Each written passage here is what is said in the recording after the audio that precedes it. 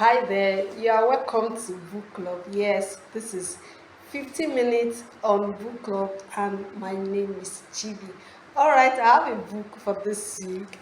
This is it, Relationomics, Business Powered by Relationships.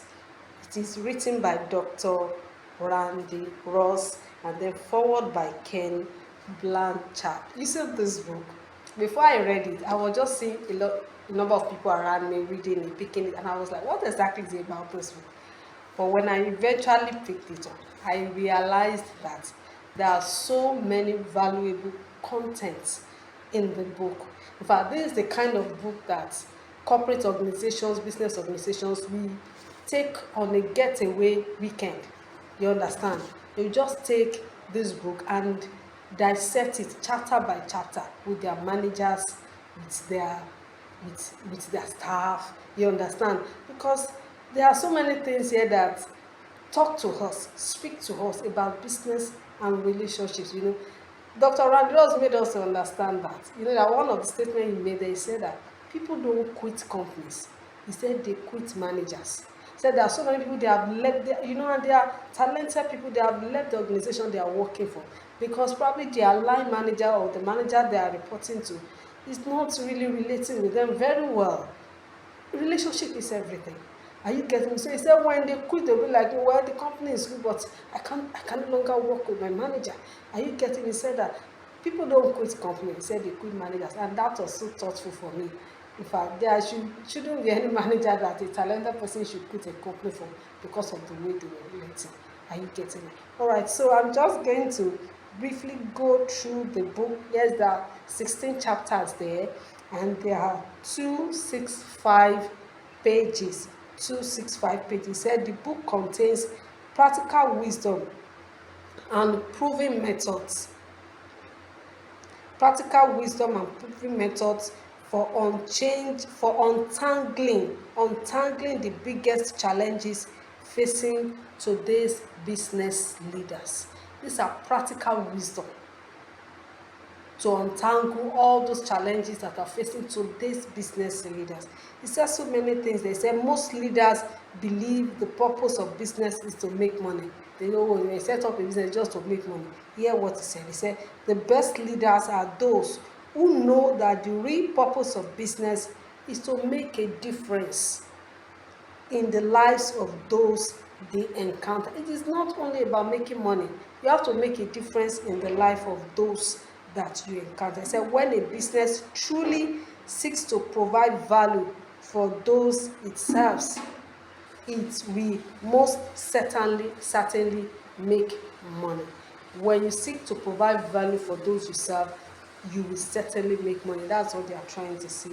There are so many things that are said here, but there is a particular place. He said understanding the power of relationships. He said relationships are the very foundation of businesses. He said and healthy relationships are always at the center of thriving businesses. He actually mentioned so many things. He said the better you build relationships and the more value you create for others, he said the more money you will make. You can see that all these things are intertwined. It's just talking about one thing after the other. There's a particular place I'm actually going to talk about, and that is when he was talking about culture, building healthy culture, you understand, in organizations.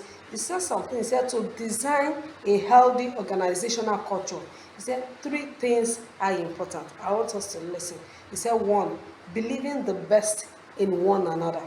Believing the best in one another. He said this speaks to trust, which is foundational for all human relationships. He said when trust is low, resistance is high. Hence, change and progress is slow or never happen at all. He said, in high resistance and low trust environments, there will be skepticism, there will be confusion. He said, people will query every motive. You understand? You can try and imagine those kind of environments. He said, they will query every motive, projects will drag. He said, conflict we are bound. When people are becoming grumpy with one another, with their colleagues, there are some things that have happened or that are happening. And one of the things he mentioned is that probably trust has been broken somewhere. Then he said, however, in low resistance and high trust environment, teams are positive.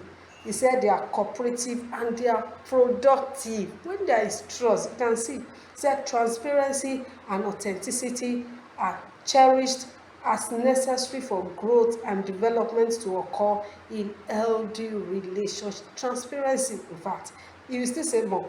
He said transparency is the willingness to be known by others. You are willing, you are not coding, you are not trying to package yourself to be who you are not, to communicate who you are not. So transparency is the willingness to be known by others. It is speaking and living the truth. What you say is the truth about you. Then it is living in reality.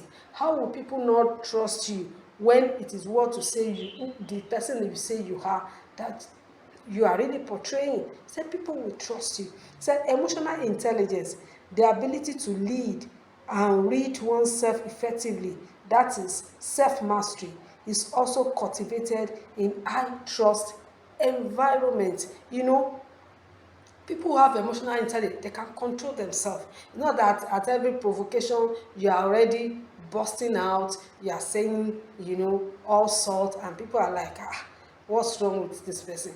You understand? Instead, that authenticity carries with it the ability to know, own, and be responsible for one's feelings, thoughts, and actions. It also includes the capacity and self-confidence to be candid. You know, when ability to know and own and be responsible for one's feelings, you are responsible for your own feelings, and you are always candid in your opinions. Not that you are trying to do something just to please somebody or someone. No, somebody who is straightforward and is very candid. Then he mentioned trust. He said there are two sides to trust. On one side, it can be earned, then on the other side, it has to be proved. People need to prove themselves to be trustworthy. He said demonstrating character, competence, and connection establishes a sense of trustworthiness. Then he said character is manifested in doing what is right. Competence is shown when someone delivers results consistently, applying the appropriate knowledge and skills. How about deep emotional connections? He said they are forged through compassion, care, and relating effectively with others. He said on the other side, trust must be given. There must be a disposition to delegate responsibility to others, even if they have not yet fully demonstrated their trustworthiness or may have even failed in the past. You can choose to trust people. They may not have demonstrated it, but you know, you can give them that benefit of doubt. And when you do that, actually help to raise leaders in the organizations. He said trust more. He said delegation, when used effectively, should be seen as a primary pathway to the development of team members, like I said earlier.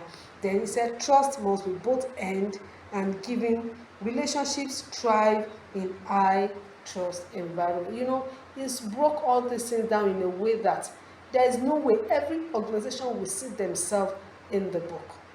That's just the truth. And I believe that it also helps people to adjust. To help people to know the reason why this is like this. When people are grumpy, when they are grumbling, when they are not always supportive, when you raise an idea and then they kick against it, there are some underlying factors. And these are the things that we should all go through.